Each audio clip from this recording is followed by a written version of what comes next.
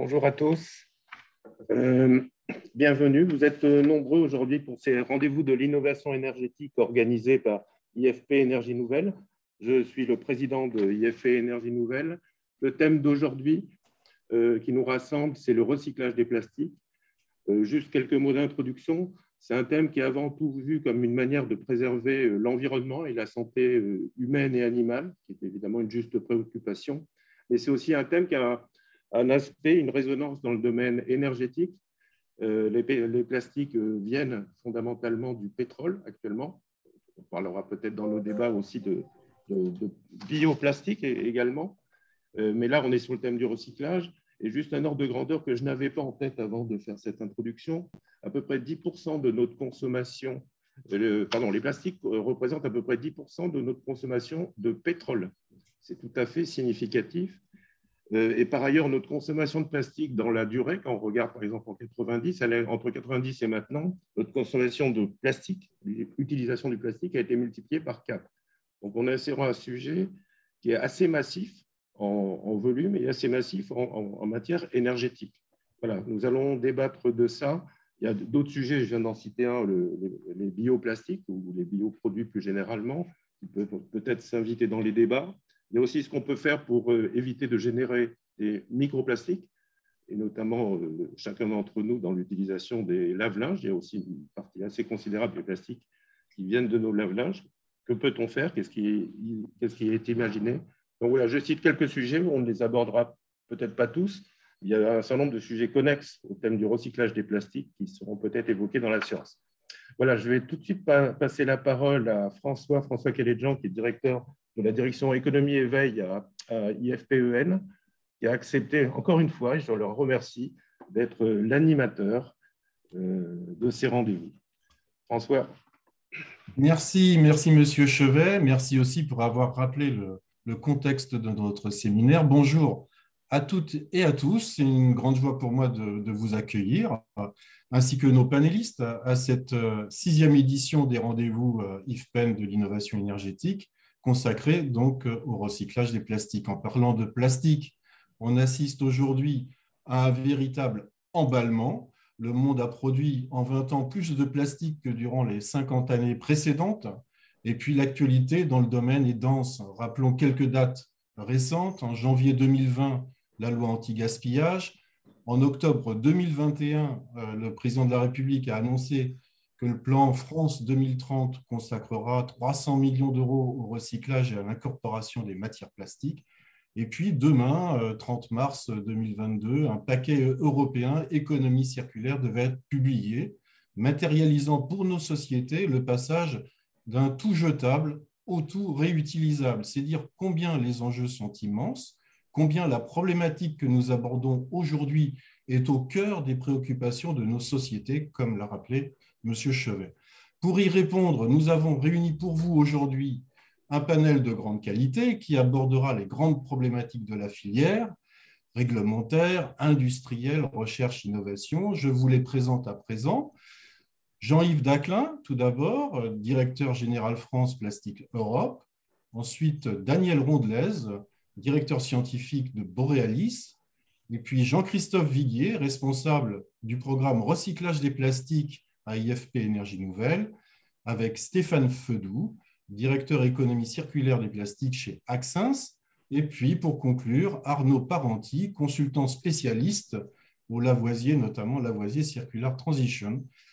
Merci à tous, bienvenue à tous. Merci d'avoir accepté d'intervenir aujourd'hui pour nous faire partager votre expertise, vos expériences et votre vision du déploiement de la filière.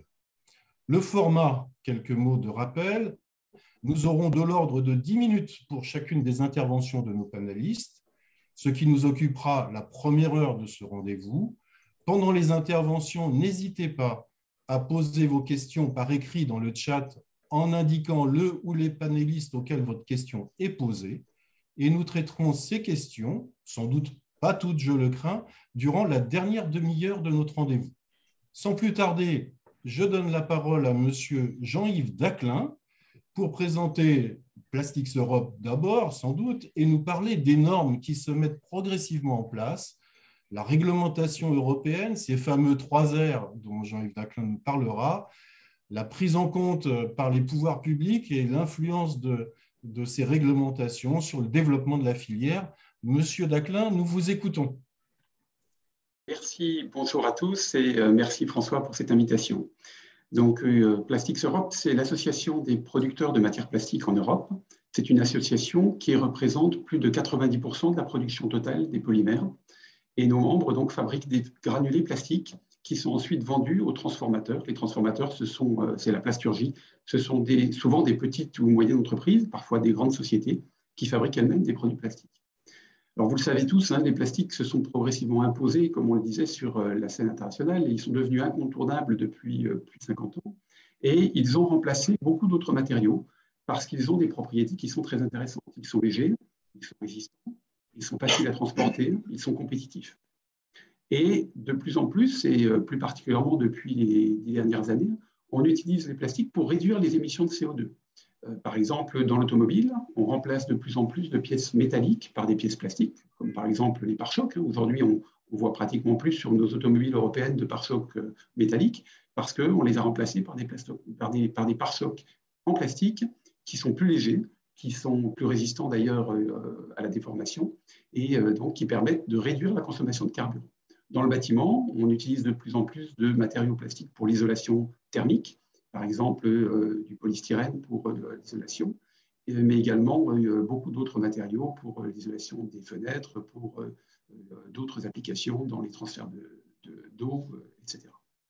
Et puis, dans l'emballage, vous le savez tous, on utilise beaucoup de plastique, et également pour des raisons d'économie de CO2. Par exemple, lorsque l'on utilise des bouteilles d'eau minérale, il y a très longtemps, ces bouteilles étaient en verre. On les a pratiquement toutes remplacées maintenant par des bouteilles en plastique parce que c'est beaucoup plus léger, parce que ça permet de faire des économies de carburant, en particulier dans les transports.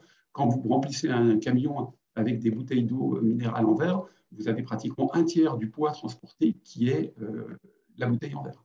Alors que quand c'est avec des bouteilles en plastique, c'est tout à fait insignifiant. Mais bien entendu, ces plastiques se sont imposés très largement, mais ils posent un problème de gestion de fin de vie et de circularité, d'où la nécessité de progresser sur le recyclage.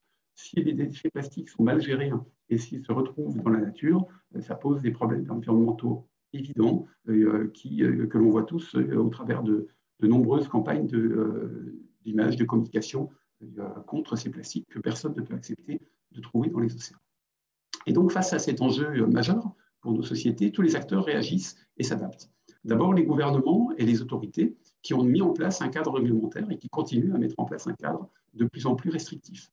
Il y a eu d'abord beaucoup de directives européennes, une directive sur les déchets, une directive sur les plastiques à usage unique, la directive sur les emballages et déchets d'emballage, la directive sur les boissons, donc tout un cadre réglementaire européen.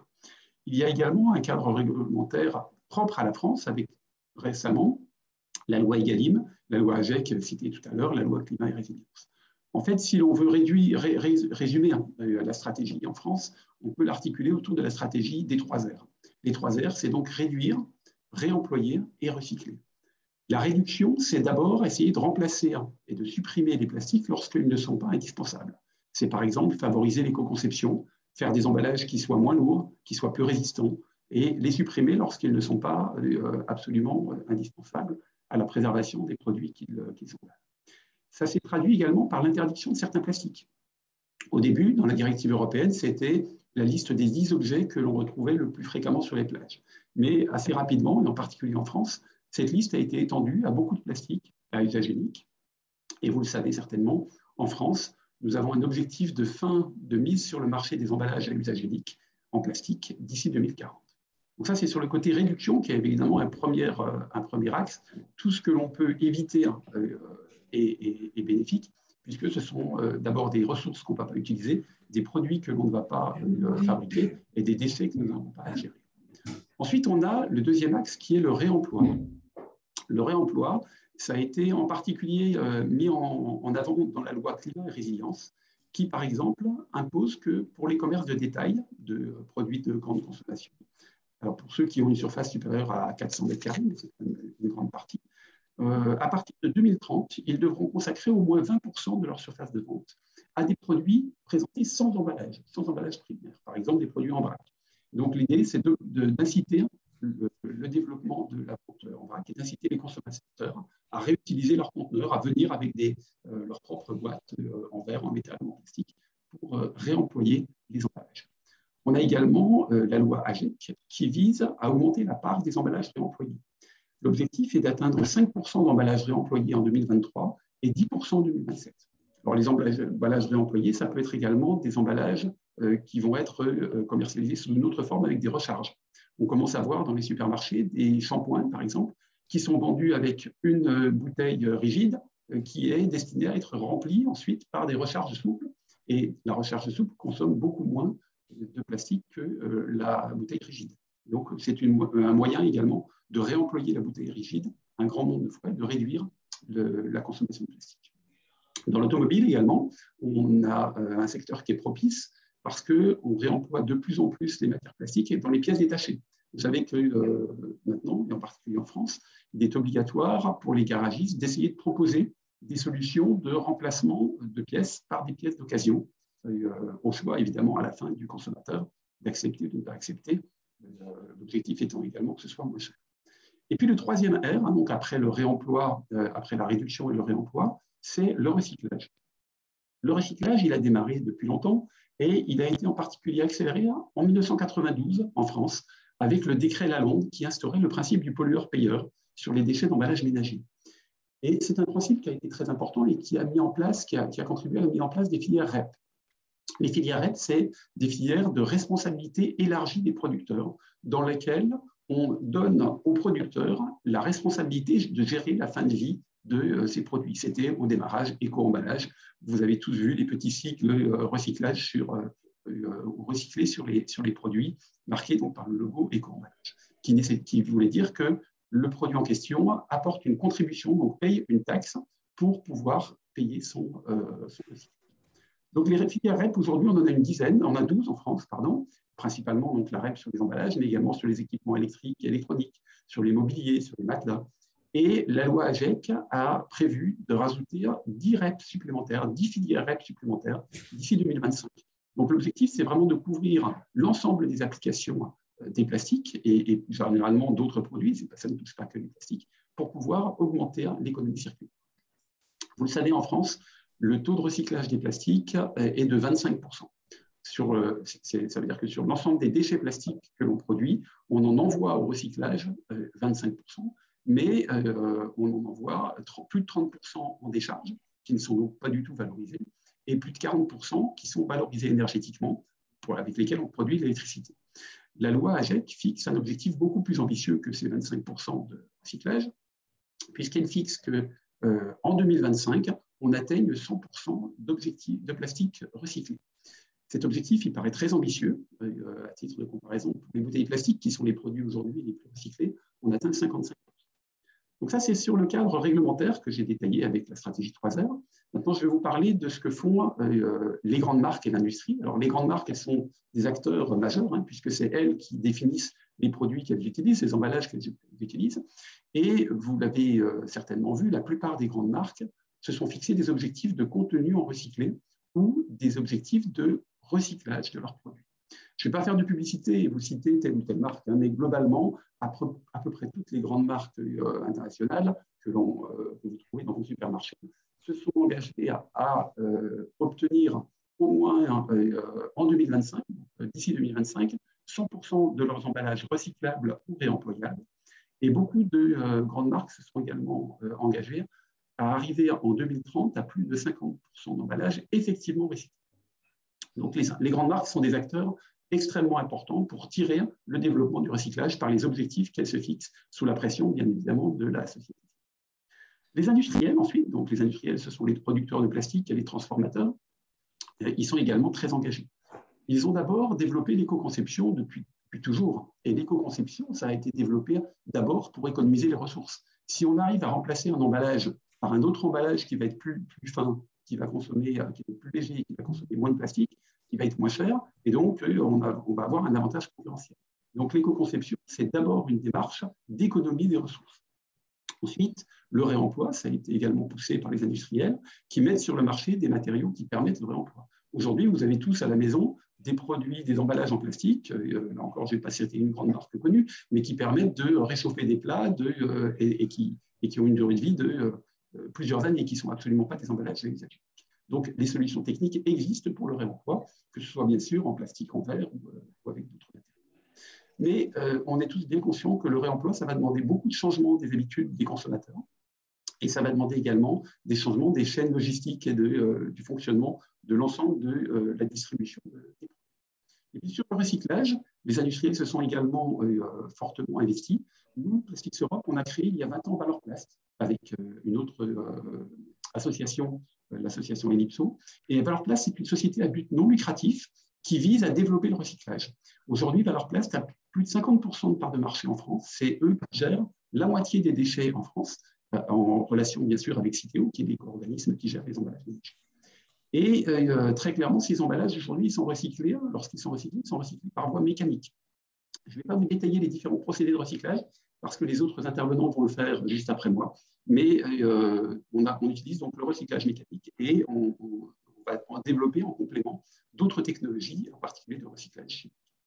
Nous, chez Plastics Europe, on soutient très fortement le développement du recyclage et on a appelé de façon formelle l'année dernière à un mandat d'incorporation, une obligation d'incorporation de 30% de recyclés dans les emballages d'ici 2030, ce qui est une réflexion de la Commission européenne. On pense que c'est la meilleure façon de tirer le développement du recyclage, de le rendre obligatoire dans les produits qu'on achète, de ne plus pouvoir mettre sur le marché un produit s'il n'a pas un minimum de contenu recyclé, s'il n'y a pas ça dans ce produit. Nos membres prévoient d'investir fortement dans le recyclage. Donc, en complément du recyclage mécanique, nos membres prévoient d'investir plus de 7 milliards d'euros d'ici 2030 dans le recyclage chimique pour développer de nouvelles technologies et de nouvelles installations permettant de recycler des produits qu'on ne sait pas recycler aujourd'hui mécaniquement. Et puis, autre point également important, Plastics Europe est partenaire de Gestes Propres, qui est une association qui mène des actions pour sensibiliser le grand public contre l'abandon sauvage des déchets. Et donc, nous faisons partie du conseil d'administration de Gestes Propres avec Citeo. On a également une action forte sur la gestion des déchets dans le monde, au-delà d'Europe, avec la création de l'Alliance to End Plastic Waste, qui est une association dotée d'1,5 milliard de dollars sur 5 ans pour monter des projets concrets, principalement en Asie du Sud-Est, mais également en Afrique et bientôt en Europe, afin de trouver des solutions concrètes, notamment dans les municipalités qui n'ont pas de système de gestion de collecte des déchets. Et nous sommes également, enfin, participants à l'alliance, à la CPA, qui est la Circular Plastic Alliance, qui vise d'atteindre 10 millions de tonnes de plastique recyclé pour les nouveaux produits d'ici 2030. Donc, en conclusion, ce que je veux dire, c'est que le sujet est au cœur des préoccupations de l'ensemble des acteurs, que ce soit les pouvoirs publics, les grandes marques, les industriels, et ce n'est qu'avec tous les acteurs qu'on arrivera à trouver des solutions à ce problème majeur pour notre société. Merci beaucoup, Monsieur Daclin, pour cette intervention et qui a permis de bien camper le décor et notamment de parler de ces 3 R qui sont structurants pour les filières, et avec le dernier R consacré au recyclage. Donc, il est grand temps pour moi de donner la parole à Monsieur Rondelez pour illustrer comment un acteur de la pétrochimie est devenu un acteur du recyclage par la mise en œuvre de technologies et qui déjà identifie qu'il lui faut se doter de nouvelles solutions pour accéder à de nouveaux marchés. Donc, Monsieur Rondelez, c'est à vous. Merci beaucoup, François. Bonjour à tous. Mon nom est Daniel Rondelez, je suis le directeur scientifique de Borealis. Et j'aimerais passer les 10 minutes suivantes à expliquer un peu l'approche et la stratégie de Borealis dans le domaine du recyclage, mais aussi de sa participation dans l'industrie des produits biosourcés. Donc, parmi la famille des producteurs de polyolépine, Borealis a été l'un des premiers acteurs à s'intéresser à la problématique de la durabilité et a commencé son cycle d'investissement dans des unités de recyclage, voici déjà plus de 5 ans. Et ce mouvement n'a cessé de s'amplifier. Et aujourd'hui, dans le but de réduire son empreinte carbone, de réduire ses déchets et de s'investir dans le domaine de la durabilité, nous avons poursuivi l'investissement et je vais passer en revue ces différentes voies. Différentes voies complémentaires sont en cours d'industrialisation, aussi bien dans le domaine du recyclage des polyoléfines que dans le domaine des produits polyoléfines biosourcés. Deux voies qui permettent en combinaison de réduire de façon significative l'utilisation de ressources fossiles. Sous la marque, un peu de publicité, sous la marque Bornewables, Borealis a récemment commencé la commercialisation de polyéthylène et de polypropylène fabriqués sur base d'oléfines dérivées de la biomasse. Deux exemples. À Callao, en Belgique, nous avons une unité de déshydrogénation du propane qui est alimentée par du propane biosourcé, et ce qui nous permet, après production de propylène, d'avoir des produits polypropylène 100% biosourcés. Et à Porvoo, en Finlande, nous avons une source de naphta biosourcée également, au départ d'une bioraffinerie locale. Et ce naphta biosourcé nous permet de produire du polyéthylène biosourcé en fin de compte. Donc, ces produits sont en cours de commercialisation. Pour ce qui concerne le recyclage, Borealis est présent sur plusieurs technologies. Nous avons stratégiquement décidé de poursuivre plusieurs voies complémentaires de recyclage des polyoléfines. Le recyclage mécanique a été le point de départ, comme je l'ai expliqué. Nous avons actuellement trois usines de recyclage mécanique dans le groupe, dont la dernière est une évolution de la technologie de recyclage. C'est une installation de démonstration qui fait à peu près 10 kilotonnes par an de production et qui utilise les techniques de pointe quand on en vient au recyclage mécanique, que ce soit les technologies de tri qui permettent de sélectionner les fractions les plus intéressantes parmi les déchets, que ce soit les techniques de lavage qui éliminent les contaminants de surface de ces déchets, ou que ce soit les techniques de décontamination qui permettent d'éliminer les contaminants inclus dans la matrice polymérique, ou que ce soit les techniques d'extrusion qui permettent de conditionner ces recyclages sous forme de produits utilisables par nos clients. Donc, toute cette chaîne. On ne vous entend pas très bien, Monsieur Daclin. Monsieur Rondelez. Pardon? On ne vous entend pas très bien, Monsieur Rondelez. Vous m'entendez mieux maintenant? La communication est un peu perturbée. Okay, c'est difficile.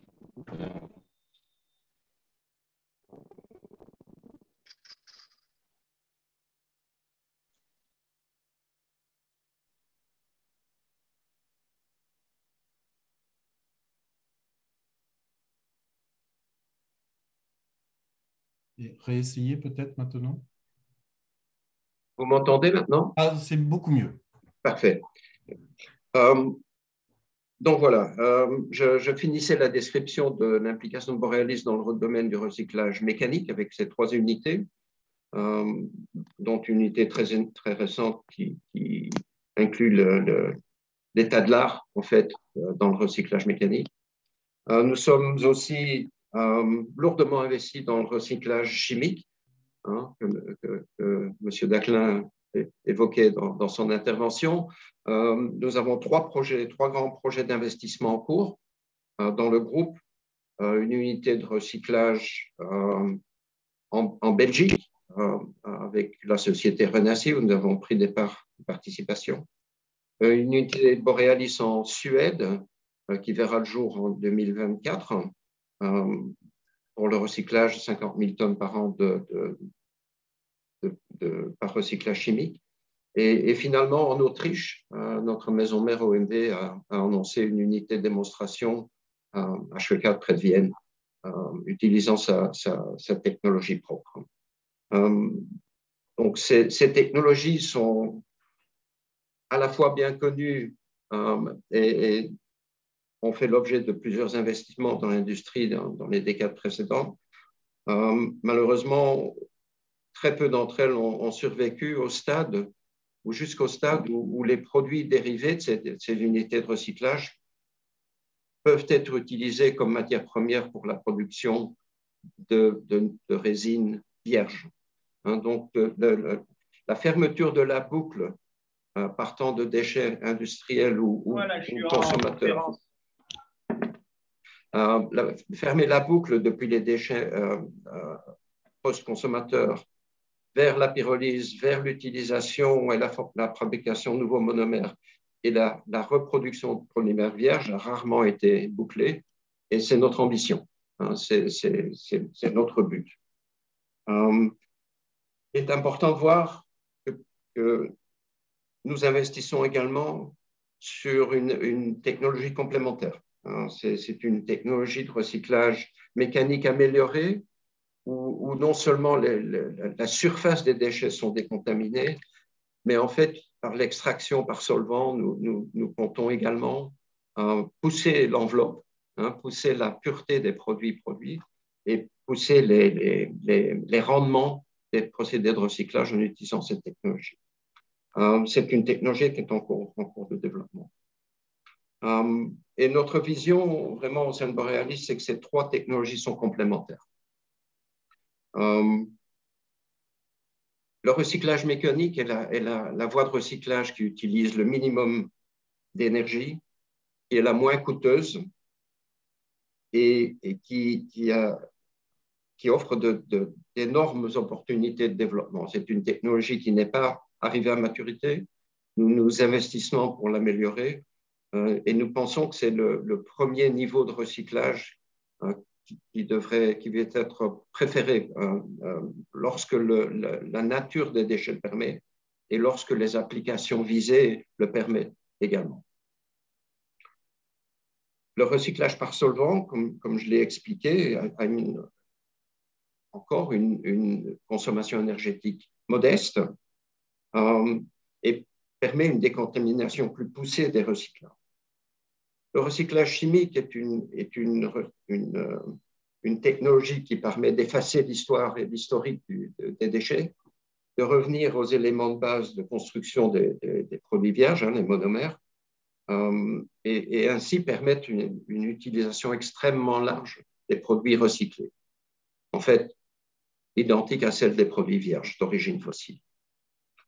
Donc, la philosophie de Borealis est vraiment de penser le recyclage en termes de la cascade et de garder le carbone dérivé des déchets dans les boucles de recyclage les plus courtes possibles, les plus courtes énergétiquement parlant.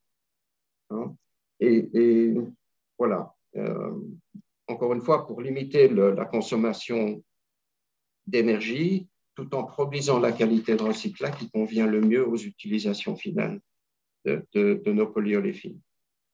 Je voudrais passer aussi un moment pour expliquer l'intervention de Borealis en amont des filières de recyclage. Nous investissons lourdement dans le développement de nouvelles résines polyoléfines avec des propriétés améliorées qui ont le but de permettre le développement de solutions d'emballage, par exemple, moins coûteuses, moins demandeuses de matières premières, donc plus légères, mais aussi qui favorisent la construction d'emballages plus faciles à recycler, en évitant en particulier d'avoir recours à de multiples polymères pour construire l'emballage. Voilà. Une dernière remarque et peut-être une originalité, c'est que nous travaillons aussi sur des modèles business différents par rapport à la mise sur le marché de polyoléfines, qu'elles soient vierges ou recyclées d'ailleurs. Nous travaillons l'idée du polymère en location, par exemple, hein, qui est un modèle dans lequel le producteur de polyolépine reste propriétaire de la charge lors de son cycle de vie, hein, et donc a pour responsabilité de reprendre, de collecter, de reprendre ces déchets, de les recycler par la meilleure voie possible et de les réintroduire dans leurs applications d'origine. Voilà, c'est en quelques mots et en quelques minutes un condensé de notre approche du recyclage et de notre réduction de l'empreinte carbone de la société.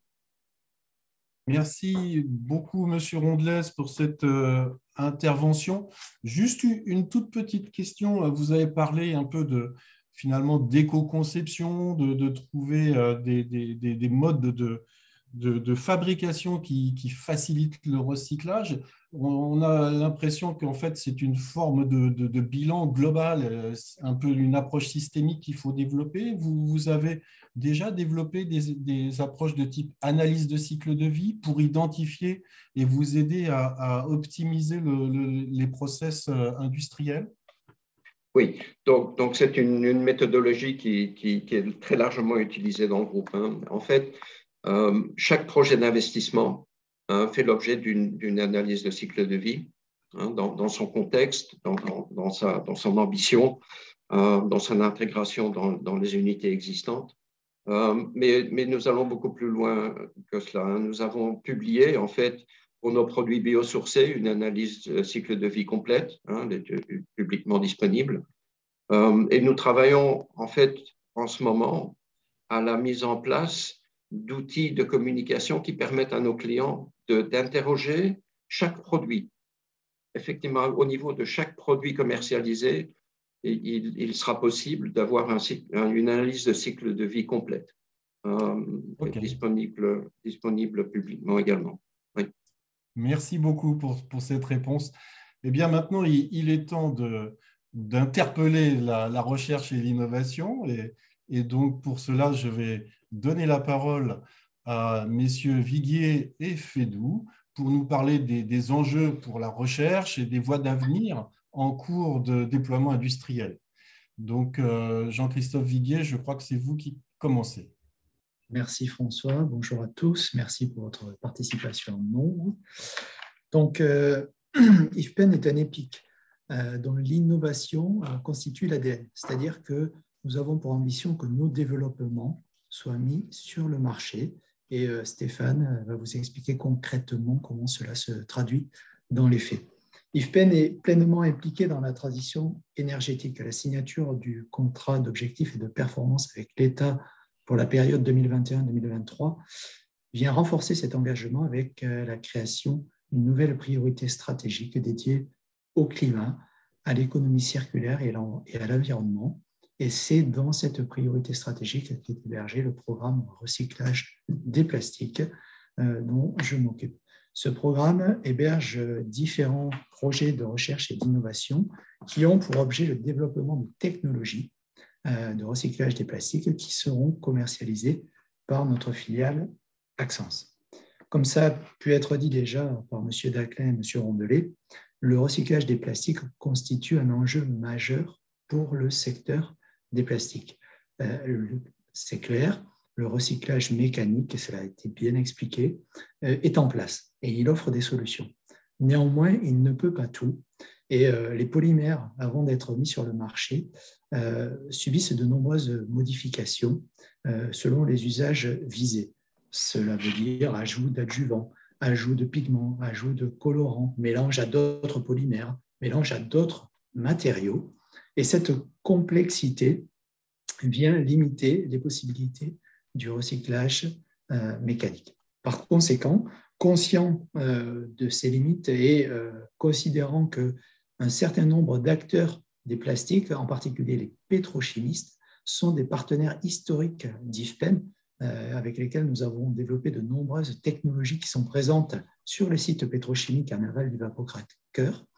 Et considérant aussi que dans le domaine du développement des technologies de recyclage avancé des plastiques, les savoir-faire en génie des procédés, catalyse, biocatalyse, thermodynamique, mécanique des fluides, doivent être mises en œuvre et qu'elles constituent le socle de compétences développé par IFPEN depuis plus de 70 ans, nous avons décidé à IFPEN de nous investir pleinement dans ce secteur du recyclage avancé des plastiques. C'est pour cela que nous avons lancé des projets pour proposer des solutions de recyclage des plastiques, notamment pour les polyolépines qui représentent grosso modo 50% du marché des plastiques. Nous avons lancé des projets de recyclage avancé, mécanique avancé par solvant, des projets de purification des huiles de pyrolyse. Pour le PET, nous avons un projet de glycolyse du PET et plus récemment, nous avons lancé un projet sur la déformulation du PVC. Nous souhaitons aussi apporter des solutions pour les mélanges de plastique qui sont assez difficiles à recycler. Comme indiqué donc par Daniel Rondelet avant moi, nous sommes finalement actifs sur l'ensemble des boucles de recyclage chimique des plastiques, des plus courtes, comme la dissolution, aux plus longues, comme la conversion, pour lesquelles nous n'hésiterons pas à mettre en œuvre des technologies telles que la gazéification. Alors, pour ces projets, nous sommes convaincus qu'il convient d'aller vite. Alors, pourquoi? Comme l'a dit M. Daclin, nous voyons que les réglementations sont en place ou se mettent en place.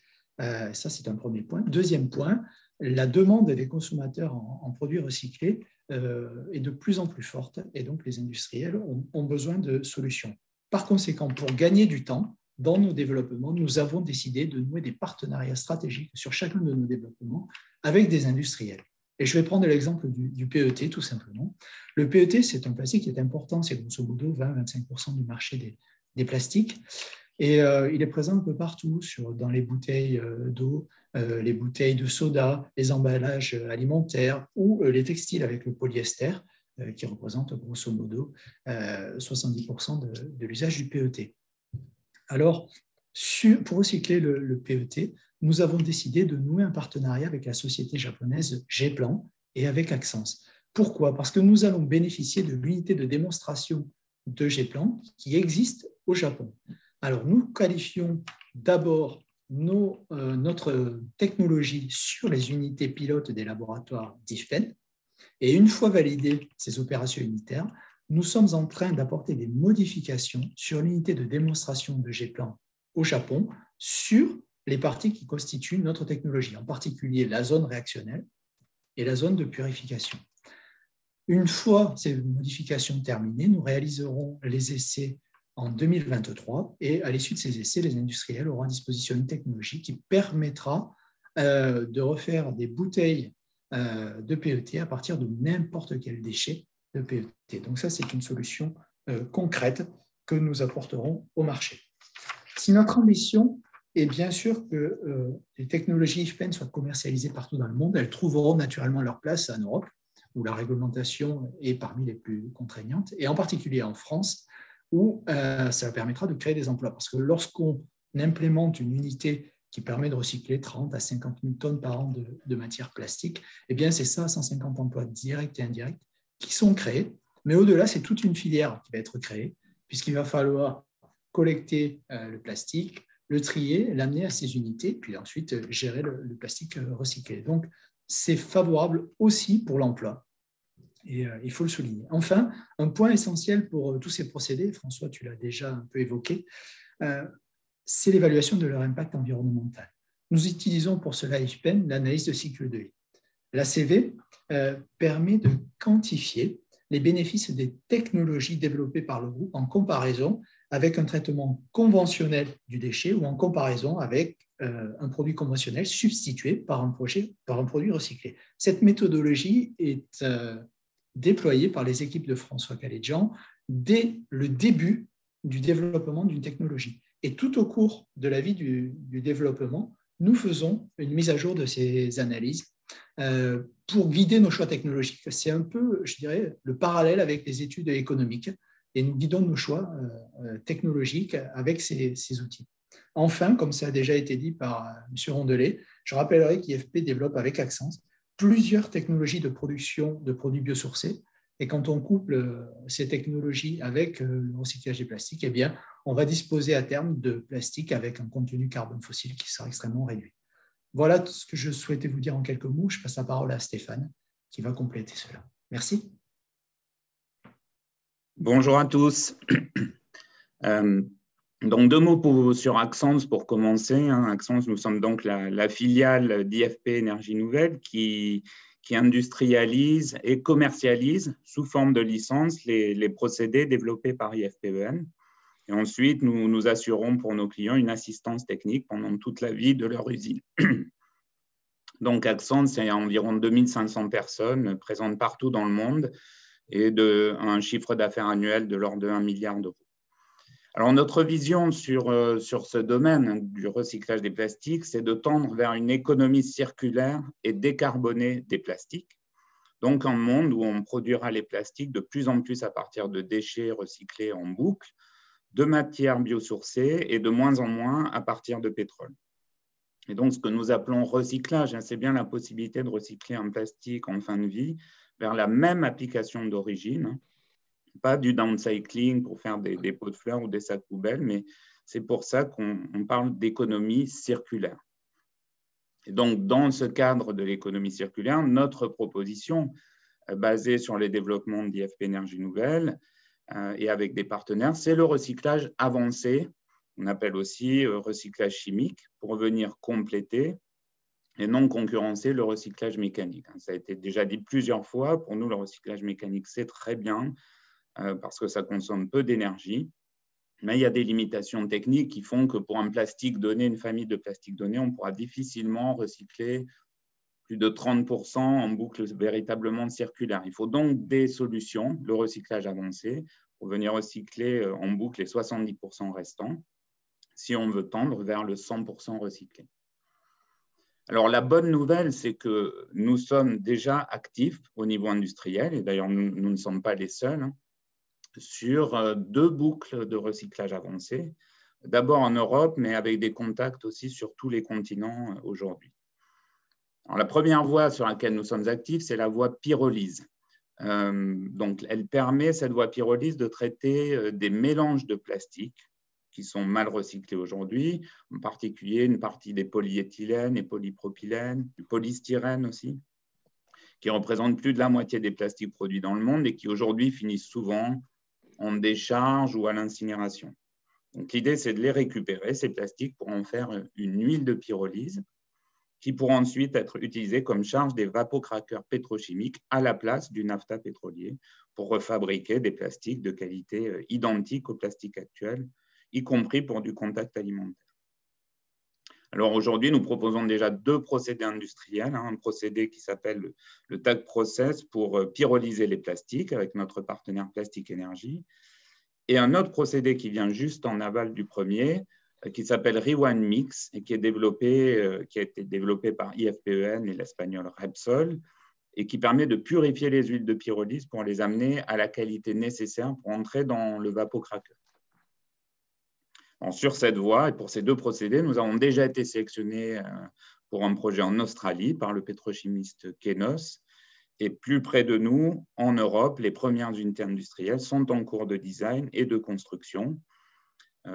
Certains projets ont été évoqués par Daniel Rondé pour Borealis. Il y en a d'autres, beaucoup d'activités sur ce domaine qui va permettre, à notre avis, de traiter à terme plusieurs dizaines de millions de tonnes de déchets plastiques par an dans le monde et qui pourra représenter à l'horizon 2035 de l'ordre de 10 à 15% de la production mondiale des plastiques. Alors, il y a une deuxième boucle sur laquelle nous sommes très actifs, qui a déjà été évoquée par Jean-Christophe, c'est le recyclage du PET. PET, polymère particulièrement présent et utile dans nos vies de tous les jours, 1/4 de la production mondiale des plastiques. Et donc, nous développons avec IFPEN et Geplan ce procédé Rewind PET qui va être validé au Japon l'année prochaine. Et là aussi, nous avons des contacts partout dans le monde, notamment en Asie, aux États-Unis, qui sont les zones de production principales du PET. Mais nous travaillons aussi sur un premier projet très sérieux en France, en région Auvergne-Rhône-Alpes, avec un partenaire industriel qui permettra de fabriquer, à partir de 2025-2026, 30 000 tonnes par an de PET recyclés aptes au contact alimentaire. Nous avons déjà plusieurs grandes marques qui sont intéressées par le produit, qui soutiennent le projet. Et ce projet, nous allons le rendre public très prochainement. Alors, pour conclure, pour tous ces projets de recyclage avancé, les solutions techniques existent ou arrivent. Les consommateurs et les marques sont demandeurs. Et finalement, ce qui freine aujourd'hui encore le développement des projets industriels de recyclage avancé, c'est l'accès à la charge de ces unités. Alors, ça peut paraître étonnant, mais ce qui manque aujourd'hui, c'est le plastique à recycler. Alors, bien sûr, ce plastique, il existe, puisqu'on le produit, on le consomme, mais il faut mieux le collecter, le trier pour que les porteurs de projets industriels derrière puissent avoir un accès sécurisé à cette charge et une visibilité sur le long terme. C'est vrai particulièrement hors d'Europe, où parfois on part de zéro et des filières complètes de collecte et de tri sont encore à mettre en place. Mais même en Europe et en France, où nous avons des champions nationaux et de l'expertise dans ce domaine, les filières doivent encore s'améliorer, s'organiser pour que nous puissions réellement tendre vers l'objectif du 100% recyclé.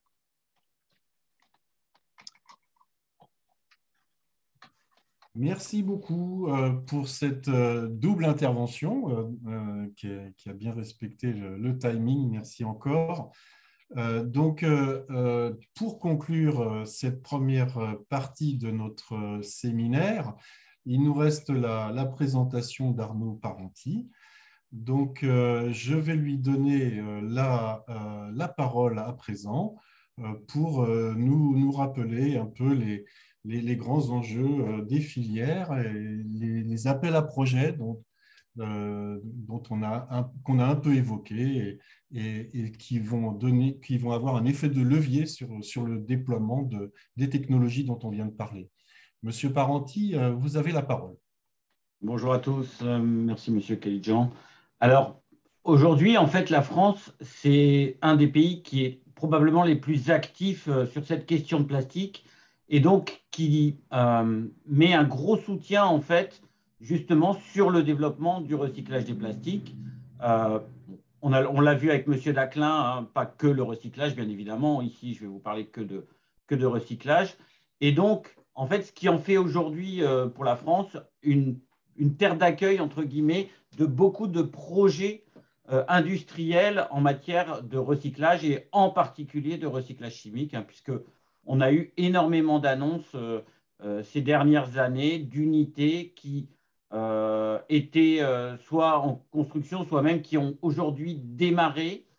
Et donc, aujourd'hui, les pouvoirs publics sont fortement investis justement sur le développement industriel, notamment via pardon, il fallait que ça arrive à ce moment-là, excusez-moi. Notamment dans le cadre du plan France 2030, qui propose un budget de 300 millions pour développer le développement de filières industrielles et qui permet d'investir en fait dans les étapes de préparation de matière du gisement, puisque c'est une des étapes qui est importante pour le recyclage chimique, et puis ensuite dans les usines, pour le coup, de recyclage. Et on a eu notamment très récemment, fin janvier, début février, plusieurs annonces qui concernaient le PET notamment, avec les annonces des sites de Loop Industries en Normandie, de la création d'une usine également de Eastman Chemicals, dont le site n'est pas défini pour aujourd'hui, mais qui sera une très grosse unité de l'ordre de 160 000 tonnes. Et puis également l'annonce plus récente de Carbios, qui doit construire dans la région Grand Est une unité avec son partenaire Indorama Venture de 50 000 tonnes. Donc on voit que aujourd'hui, c'est en particulier une terre d'accueil et ça peut s'expliquer à la fois par les financements mis en place par les pouvoirs publics, alors dans le cadre du plan de relance dans un premier temps, puis de France 2030 plus récemment. Alors bien évidemment, il ne faut pas, au-delà de ces unités dont j'ai parlé, il y a d'autres unités qui sont annoncées avec une unité plastique énergie totale à Grand Puy, une une usine Exxon Plastique Énergie également en Normandie. Il y a eu aussi l'ouverture, là pour le coup, d'une usine qui fonctionne aujourd'hui, créée par Dow Chemicals et Orion Chemicals, et avec le soutien de Ecomobilier sur le recyclage chimique des matelas, donc des mousses polyuréthane issues de matelas. Donc aujourd'hui, on a un environnement en fait pour l'innovation et pour le développement du recyclage chimique qui est important, avec justement ce projet, ce plan France 2030, avec ces 300 millions de budget dédié au recyclage des plastiques, qui court encore jusqu'au 30 juin 2023. C'est important de noter que l'État ne fait pas que soutenir le recyclage chimique, puisqu'un deuxième volet de ce plan doit s'ouvrir au second semestre et qui doit favoriser pour le coup le recyclage mécanique et l'incorporation de plastique recyclé mécaniquement dans les produits. Donc ça, on attend le cahier des charges pour cet appel à projet-là. Et en attendant, on a toujours un appel à projet qui est ouvert, qui s'appelle l'appel à projet Orplast, qui est ouvert jusqu'en septembre 2022, jusqu'au 15 septembre, et qui comporte également 2 volets qui sont un peu similaires à celui de France 2030. Un volet régénération, justement dédié aux recycleurs qui veulent développer la régénération mécanique, et un volet incorporation, pour le coup, qui a pour but d'aider les plasturgistes et d'accompagner les plasturgistes dans l'utilisation de matières plastiques issues du recyclage mécanique. Alors, aujourd'hui, il reste une série d'incertitudes et de freins, notamment réglementaires, à lever. En effet, on l'a dit, le recyclage chimique est complémentaire au recyclage mécanique. Et il est important, ça a été dit à plusieurs reprises, de tenir compte en fait des impacts environnementaux de ces nouvelles technologies pour trouver cette articulation. Et donc aujourd'hui, on va vers une évolution réglementaire, notamment via une révision de la directive 4 déchets qui est en cours et des propositions, notamment des organisations non gouvernementales, qui, par exemple, militent pour la création de niveau intermédiaire dans la hiérarchie des modes de traitement de déchets, avec des propositions, par exemple, de favoriser, vous m'excuserez par le terme, mais le plastique to plastique en priorité, puis le plastique to monomère, puis après le plastique to naphtha, pour justement essayer de tenir, de prendre en compte ces impacts environnementaux. Un autre sujet qui aujourd'hui réglementaire n'est pas totalement tranché, notamment pour certaines technologies comme la pyrolyse, c'est la question de la comptabilité, excusez-moi du terme, de la comptabilité entre la valorisation matière et la valorisation énergétique. Vous savez que la réglementation fait la différence entre ces 2 éléments-là.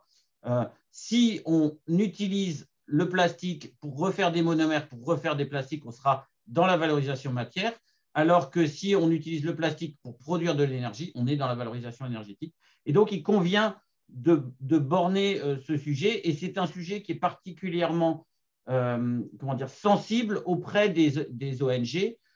Et donc, aujourd'hui, c'est très en lien avec cette notion qu'on appelle le mass balance, justement, qui a pour but, c'est un concept qui a pour but de favoriser le développement du recyclage, mais qui nécessite une comptabilité importante et une traçabilité importante des flux pour que ce soit identifié.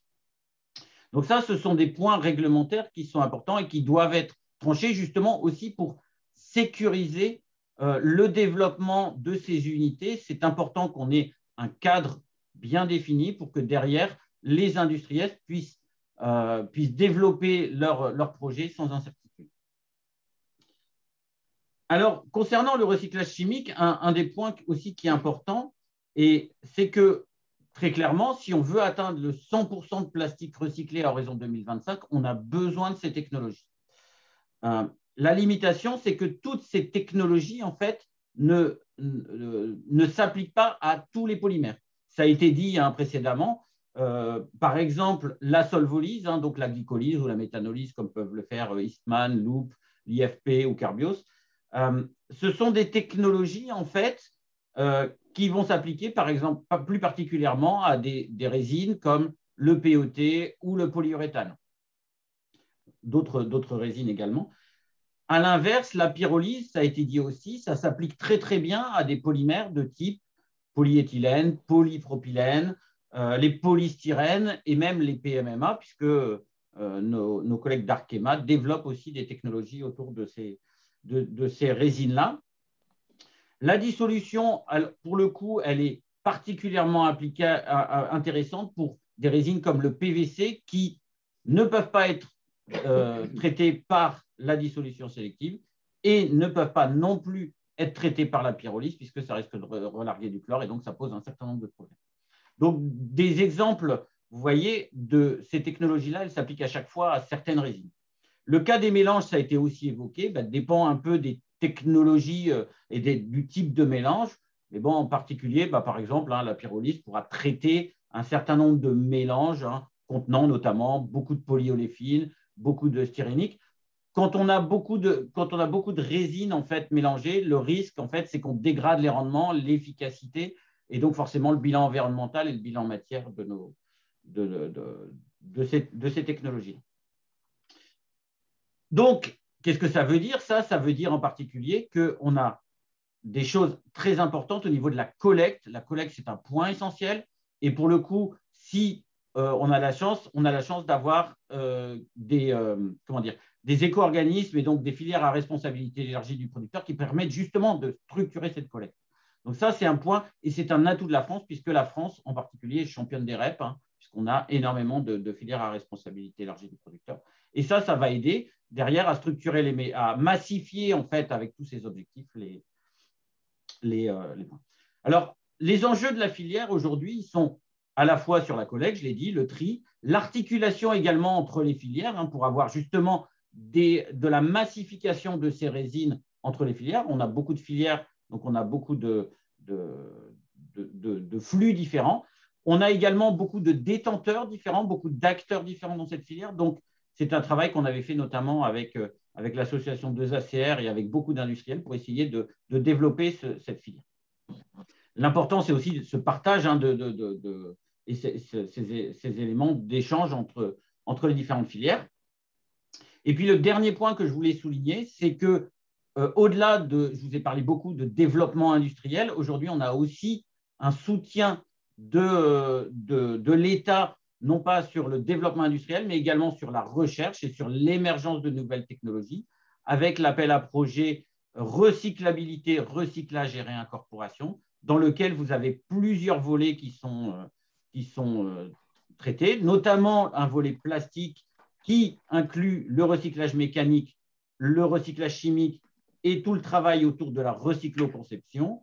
Vous avez également un volet transversal, puisque je vous ai dit qu'on avait besoin de trier ces plastiques. Et donc, tout ce qui touche au big data, tout ce qui touche à la robotique, tout ce qui touche au démantèlement. Et enfin, des appels à projets connexes, textiles et composites, qui sont aussi des matières, entre guillemets, polymères, et sur lesquelles il y a des opportunités. Cet appel à projet est ouvert jusqu'à fin 2023, donc c'est l'occasion d'en profiter. Eh bien, merci beaucoup. Et avec cet exposé, nous avons donc conclu cette première partie du séminaire. Il est quasiment 10 heures. Et donc, nous rentrons maintenant dans la séquence des questions-réponses. Alors, on a eu un grand nombre de questions qui ont été posées. Pour certaines d'entre elles, il y a des réponses qui ont été fournies au fur et à mesure des exposés. Mais il y a beaucoup de questions en fait, qui portent notamment autour de ces différentes technologies dont on a parlé, technologies de recyclage mécanique assisté par chimie ou recyclage chimique. Alors avec des questions, est-ce qu'on oppose ces technologies ou est-ce qu'elles sont complémentaires? On a compris qu'elles avaient une forme de complémentarité, mais il y a une question sur leur maturité. Alors, notamment en matière de recyclage mécanique assisté par voie chimique ou recyclage chimique, que peut-on dire de la maturité de ces deux dernières technologies? Monsieur Viguier, par exemple, vous pourriez Oui, alors évidemment, apporter des éléments de réponse. Alors, quelques éléments, et je vais rebondir sur ce que Stéphane a déjà dit. Il faut regarder, en fait, résine par résine et procédé par procédé. On a des TRL qui sont, puisque c'est l'outil de mesure pour regarder la maturité d'une technologie, on a certaines technologies de recyclage avancées qui soient des TRL 8 ou 9. Stéphane a, je crois, dit qu'il y avait déjà des investissements sur la pyrolyse qui étaient en cours et sur la partie purification des huiles de pyrolyse, Axens est en train de faire des designs industriels. Voilà. Sur d'autres procédés, nous sommes à des TRL bien plus faibles. Je l'ai expliqué tout à l'heure, nous avons lancé certains projets de R&D il y a simplement quelques mois ou quelques années. On passera de façon assez méthodique par les étapes de pilote, ensuite parfois de démonstrateurs avant d'aller à l'industriel, donc on est plutôt sur des TRL 4-5 sur certains sujets. C'est variable et on ne peut pas donner de choses générales. Voilà. Monsieur, il y a aussi merci beaucoup Jean-Christophe Viguier. On a aussi une question qui porte sur finalement quelles seront les parts de marché de ces différentes technologies lorsqu'elles seront arrivées toutes à maturité. Peut-être, Monsieur Rondelez, vous pourriez apporter des éléments avec des réponses courtes pour qu'on puisse prendre un peu le maximum de questions. La réponse la plus courte, c'est si seulement je savais. Et pour plus sérieusement, je pense que la réponse sera différente pour différentes régions du globe. Je pense qu'elle sera extrêmement dépendante de la législation d'application dans ces régions et elle sera très, très dépendante de la maturité des systèmes de collecte et de tri des déchets plastiques. À la fois la vitesse de pénétration de cette technologie et le choix de cette technologie est très difficile à prévoir. Et c'est une des raisons pour laquelle Borealis investit sur les trois. Monsieur Daclin, vous voudriez compléter sur ce point-là?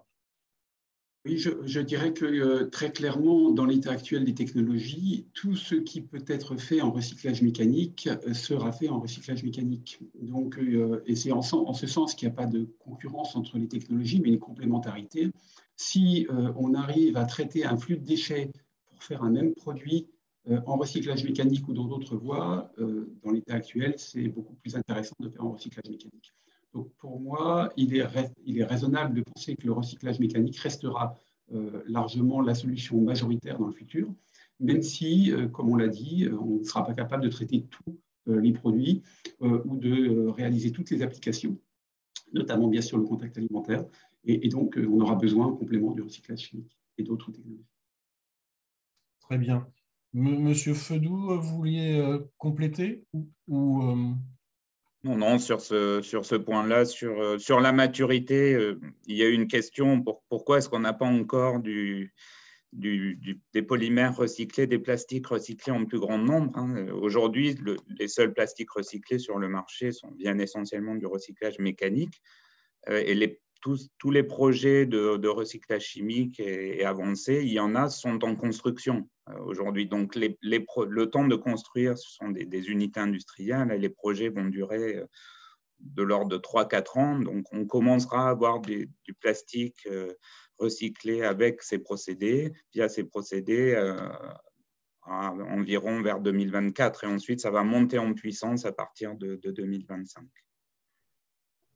Très bien. Il y a des questions aussi qui portent finalement sur le surcoût du recyclage. Est-ce que vous avez des indications à apporter sur finalement ça coûte combien un plastique recyclé? Puis après, on parlera aussi de la traçabilité. Il y a des questions qui tournent autour de la traçabilité. Mais déjà, sur les questions de surcoût, et finalement, est-ce qu'on va être conduit à payer plus cher nos plastiques dans le futur? C'est aussi une des questions qui est posée. Monsieur Fedou, peut-être vous avez des éléments? Oui. Si vous m'aviez posé la question il y a plusieurs mois, quand le pétrole était à 40 ou 50 $ le baril, je vous aurais certainement dit oui, ça va coûter plus cher de produire des plastiques recyclés ou biosourcés. C'est clair.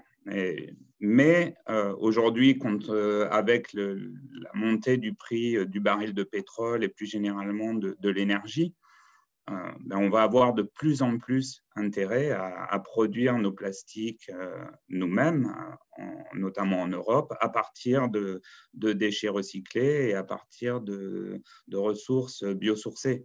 Donc, il y a peut-être quelques mois, on aurait pu dire qu'en ordre de grandeur, un plastique recyclé, ça coûtera peut-être 2 fois plus cher qu'un plastique de source pétrolière. Aujourd'hui, je pense que ce serait nettement moins le cas. En tout cas, l'écart se resserre.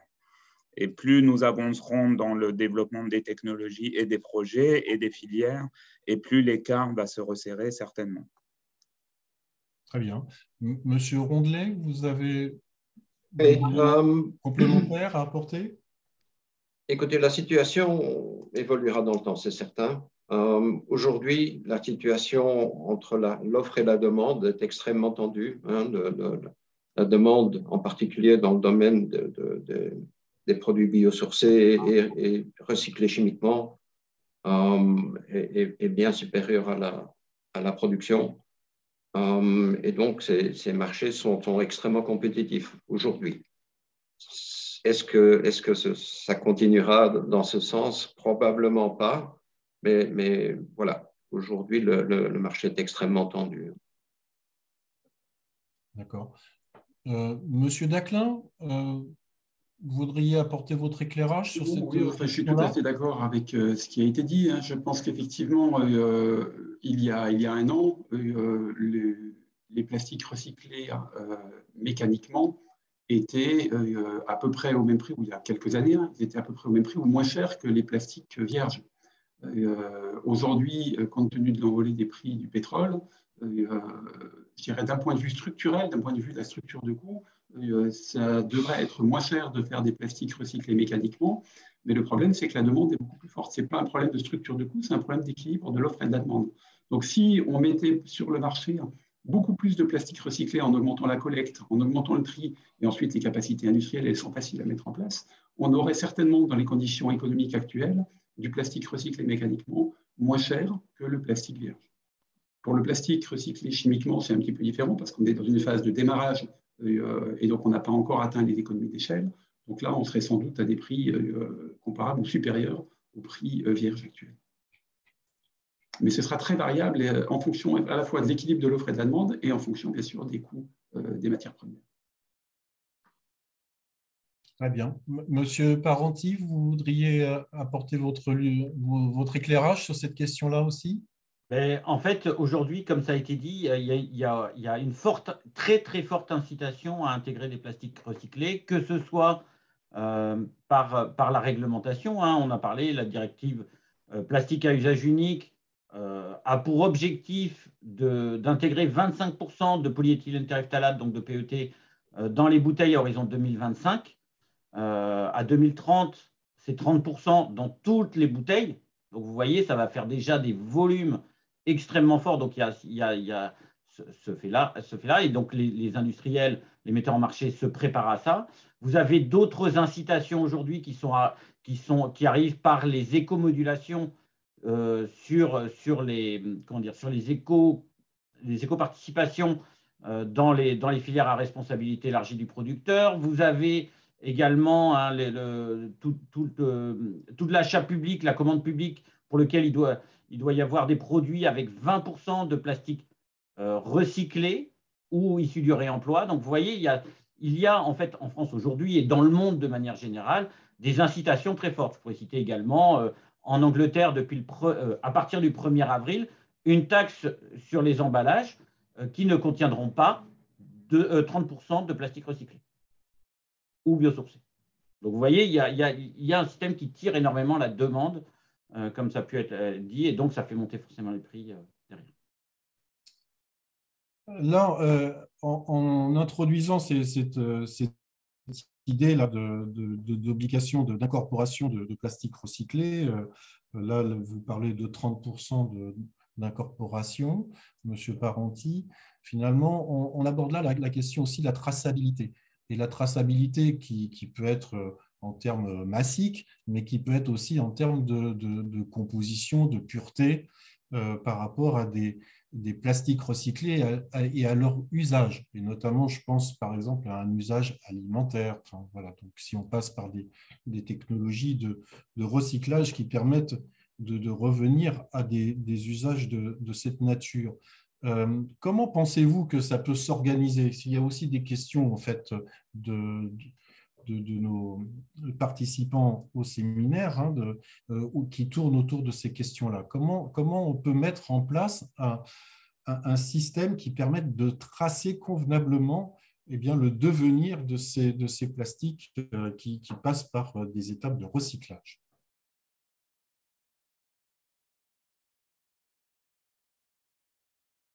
Je peux essayer d'entamer la réponse. Nous faisons appel pour la traçabilité à des organismes indépendants de certification. Ce sont des organisations qui ont développé un savoir-faire et des codes de conduite autour du recyclage et de la façon dont on peut, je ne sais pas quel est le terme français pour mass balancing, où on peut établir l'équilibre des bilans entrées-sorties sur différents procédés, sur différentes filières de recyclage. Donc voilà, c'est une des approches que nous suivons. OK. Monsieur Daclin, peut-être vous avez… Je pense que la problématique essentielle, c'est la traçabilité en entrée. En sortie, quand on parle du recyclage chimique, on a un produit qui est équivalent au vierge. Donc, on peut faire tout avec. On peut faire des produits alimentaires, on peut faire des produits médicaux, on peut faire des produits pour les cahiers des charges les plus exigeants de l'aéronautique ou de l'automobile. Donc, on ne va pas les utiliser pour faire des produits bas de gamme, pour faire du mobilier de jardin, alors que ça va coûter plus cher que de le faire en recyclage mécanique. Donc, le problématique de la traçabilité, c'est surtout pour moi en amont. C'est effectivement d'abord s'assurer de l'origine des déchets et s'assurer en particulier que ce ne sont pas des déchets dangereux, qu'il n'y a pas de produits interdits dans ces déchets. Et ensuite, c'est surtout comment est-ce que l'on s'assure que l'on comptabilise correctement avec des systèmes de traçabilité, de certification mis en place, que l'on comptabilise correctement les volumes que l'on rentre en entrée du procédé de recyclage chimique et les volumes que l'on retrouve en sortie. Parce que la difficulté, c'est qu'on ne sait pas reconnaître une molécule quand elle est en sortie du recyclage chimique. On ne sait pas la reconnaître pour savoir si elle vient d'un produit à l'origine recyclé ou d'un produit fossile.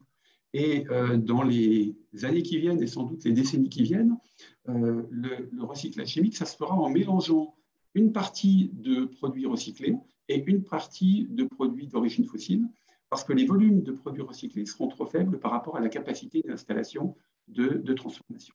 Donc c'est pour ça qu'on a besoin de ce système de mass balance qui permet de comptabiliser de façon extrêmement précise, rigoureuse et auditable, et donc tout à fait transparente, les volumes que l'on a en entrée, les volumes que l'on a en sortie, et donc de pouvoir dire, j'avais en entrée 100 tonnes de produits recyclés, j'ai un rendement de, par exemple, 80%, en sortie, je comptabilise 80 tonnes de produits qui sont qualifiés comme étant recyclés, avec ensuite toute une question autour de la façon dont on peut allouer cette qualification de recyclé aux différents produits de sortie.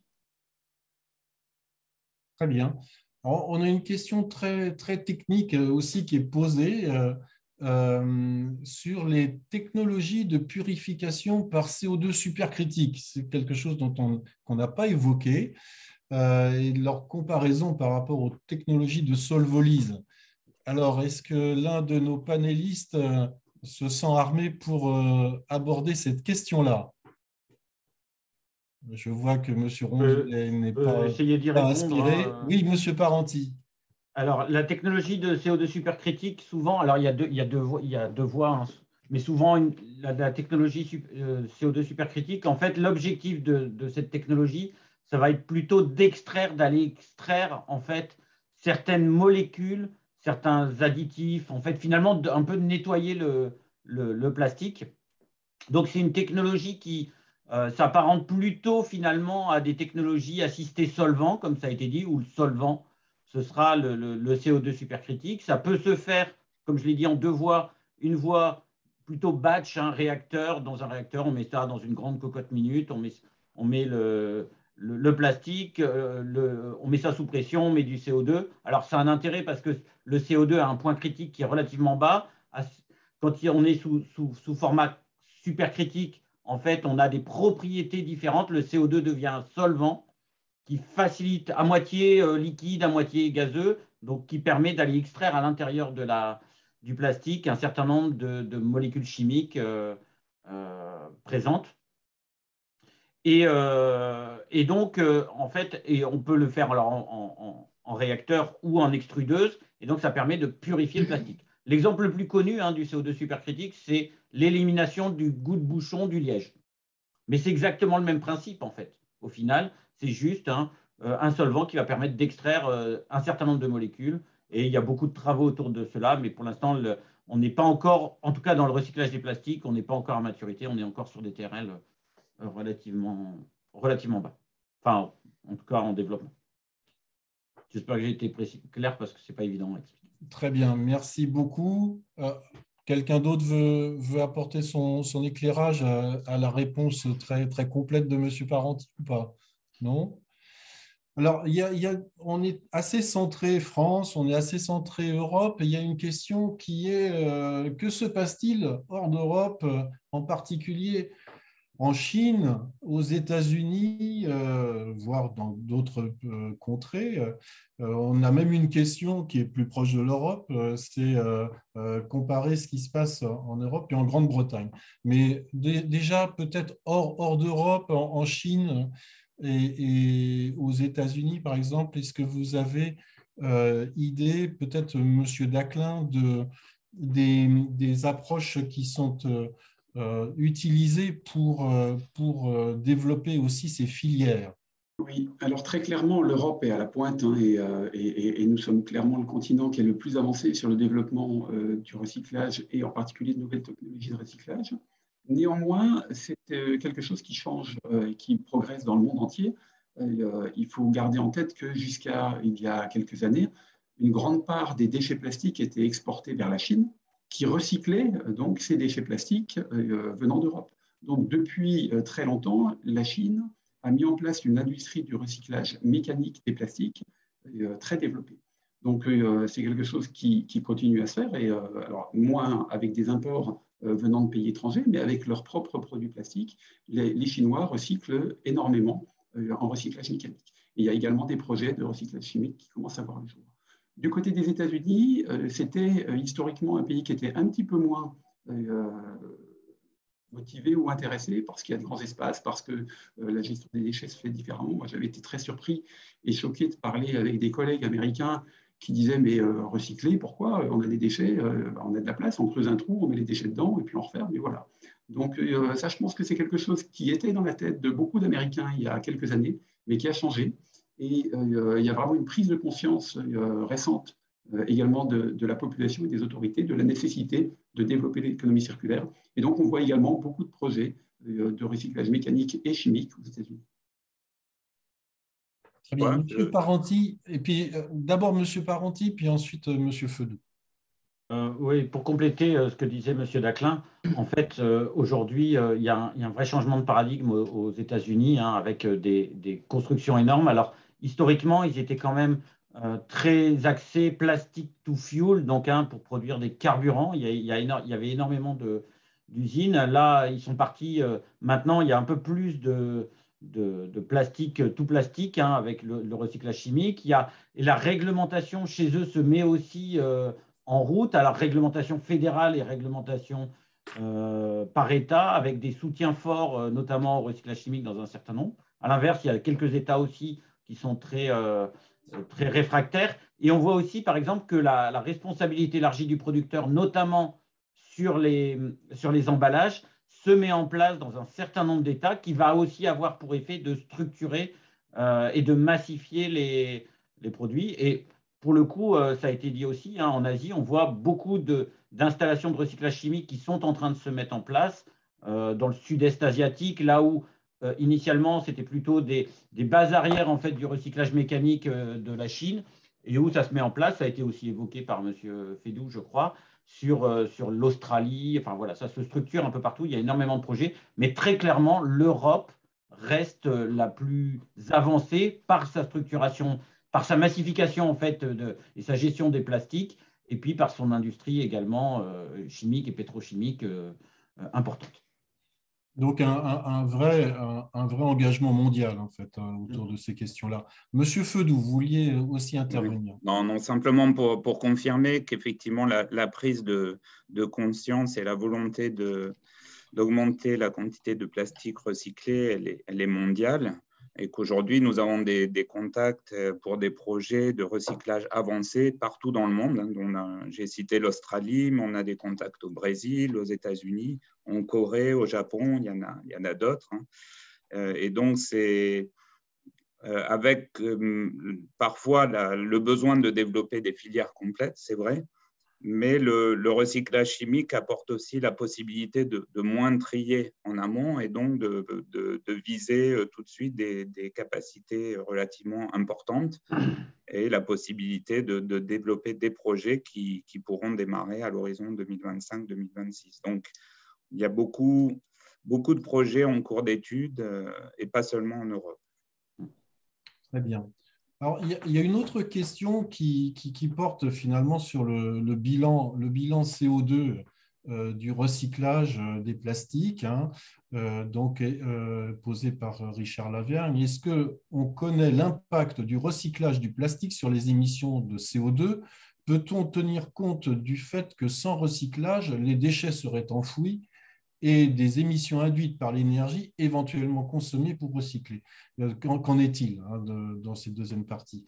Donc, un peu le bilan CO2 du recyclage, y compris des émissions de CO2 induites par la mise en œuvre des différentes technologies de recyclage. Que peut-on en dire de ce bilan et de cet impact du recyclage du plastique sur les émissions de CO2? Monsieur Daclin. Oui, alors très clairement, l'enfouissement n'est pas une option valable et souhaitable. C'est une option qui, d'abord, est un gaspillage de ressources, parce que les déchets, c'est une ressource. Donc, ce sont des matières premières qu'on peut utiliser pour le recyclage. Et puis, c'est une solution qui n'est pas durable, parce que lorsque l'on enfouit des déchets, même si on gère correctement, et c'est le cas en général en Europe et plus particulièrement en France, les décharges, on est quand même dans une solution qui n'est pas d'économie circulaire et qui n'est pas durable. Donc l'alternative, la vraie alternative au recyclage, c'est la valorisation énergétique. Et donc c'est brûler les plastiques pour produire de l'électricité ou de la chaleur. C'est évidemment beaucoup mieux que de les enfouir, mais c'est quand même beaucoup moins bien que de les inscrire dans une économie circulaire. Et donc, il est clair que d'un point de vue bilan CO2, il est largement préférable de recycler les produits plutôt que de les incinérer avec valorisation énergétique, ce qui est une forme de récupération évidemment de la valeur du produit, mais qui génère également du CO2, puisque lorsque l'on va brûler les plastiques, on va générer des émissions de CO2. En recyclage mécanique, on est très clairement bien meilleur qu'en incinération, mais également en recyclage chimique. Il y a eu plusieurs études d'analyse du cycle de vie qui mettent en évidence qu'il est beaucoup plus favorable d'un point de vue bilan CO2 de recycler les produits plastiques de façon chimique plutôt que de les incinérer. Très bien, merci pour cette réponse. On se rend bien compte qu'il y a les questions de bilan CO2, puis il y a les questions aussi de ponction de la ressource fossile et de ce que ça entraîne sur le plan énergétique et pour les États. Donc, on voit que là aussi, l'économie circulaire, en son sens, a un impact tout à fait intéressant. Alors, est-ce que d'autres panélistes veulent compléter les réponses ou on passe à une autre question? Peut-être un tout petit ajout, François, si tu me l'autorises. Comme je l'ai dit, 2 points pour moi. Je rappelle quand même que l'impact CO2, si on parle que du CO2 du secteur des plastiques, c'est plus important que l'impact de l'aérien aujourd'hui. Donc, il faut l'avoir à l'esprit. On parle beaucoup de l'impact CO2 du secteur aérien, mais le secteur plastique, c'est un peu plus que l'aérien. Donc, c'est déjà pas négligeable. Et deuxième chose, et ça, je crois que c'est important, j'ai essayé de dire que dans le développement des procédés, nous réalisons à tout moment des analyses de cycle de vie. Et dans l'analyse de cycle de vie, on regarde bien sûr le CO2, mais pas que. C'est une analyse de cycle de vie. On suit plusieurs indicateurs environnementaux, les émissions de gaz à effet de serre, la consommation d'eau, la consommation de ressources fossiles. Et donc, c'est vraiment quelque chose qui est pris en compte dans le développement et pour livrer des technologies qui sont les plus efficaces. Alors, on ne peut bien sûr pas, encore une fois, donner une réponse globale, mais pour chacun des procédés, on a un bilan environnemental et on le compare soit un traitement de déchets, comme l'a dit M. Daclin, type incinération, et on voit que dans tous les procédés qu'on développe, on a un bénéfice, soit la génération d'une matière vierge, et bien sûr, le produit recyclé viendra la substituer. Donc, on fait toujours cette comparaison pour être sûr qu'on a un gain. Ok, très bien. On a une question aussi sur les actions de normalisation internationale. Quelles sont-elles? Qu'est-ce qui est prévu dans le futur? Puisqu'on voit que finalement, dans les différentes régions du globe, il y a des mouvements un peu parallèles sur le déploiement du recyclage, hein, on l'a évoqué. En termes de normalisation, est-ce qu'il y a des choses qui se mettent en place au niveau international? On a une question sur ce sujet. Monsieur Daclin, peut-être vous avez des éléments de réponse là-dessus, ou votre signe non de la tête signifie qu'il n'y a pas d'action de normalisation, ou que vous n'en avez pas connaissance? Je ne les connais pas dans le détail pour pouvoir les préciser. Je suis d'accord que Stéphane, d'autres vont pouvoir le faire. Monsieur François, on peut juste évoquer des travaux de normalisation sur le mass balance avec des travaux de normalisation autour ce qu'on appelle les chaînes de contrôle dont fait partie le mass balance, où je pense qu'un certain nombre d'entre vous sont représentés et où il y a un petit peu cette idée de définir, en tout cas de préciser normativement ce système du mass balance, puisque en fonction des systèmes de certificats que M. Rondelez a expliqué tout à l'heure, vous avez plusieurs systèmes de certification qui ont des petites variantes et des petites différences. Et donc, aujourd'hui, on a besoin d'harmoniser ce sujet-là pour que ça se fasse de la même façon partout dans le monde. Et notamment, ça passera certainement par une norme ISO, mais pour le coup, ce n'est pas encore mature. Ce sont des travaux qui sont en place et notamment qui sont travaillés par nos collègues de l'industrie chimique et de manière internationale.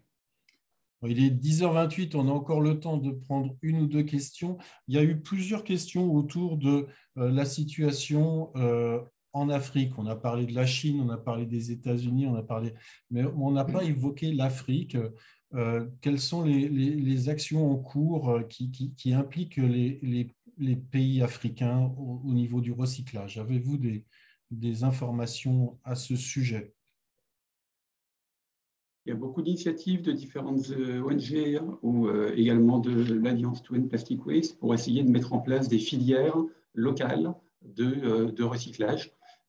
Et ça passe presque toujours par donner de la valeur aux produits et donc mettre en place des réseaux de personnes qui vont collecter les déchets parce qu'elles vont on va pouvoir créer des emplois par la collecte de ces déchets, et puis ensuite de petites structures qui vont recycler ces produits avec des technologies qui sont très simples, qui sont évidemment du recyclage mécanique, peu d'investissement, et l'objectif est bien de mettre en place des business models qui soient pérennes, qui soient durables, pour que ces déchets ne restent pas dans la nature. Eh bien, voilà, il est 10h30, donc beaucoup d'autres questions n'ont pas pu recevoir de réponses. La dernière, notamment sur finalement la formation, l'éducation des nouvelles générations à cette approche de recyclage et la mise en place de filières d'enseignement pour booster le développement des filières dans les années à venir.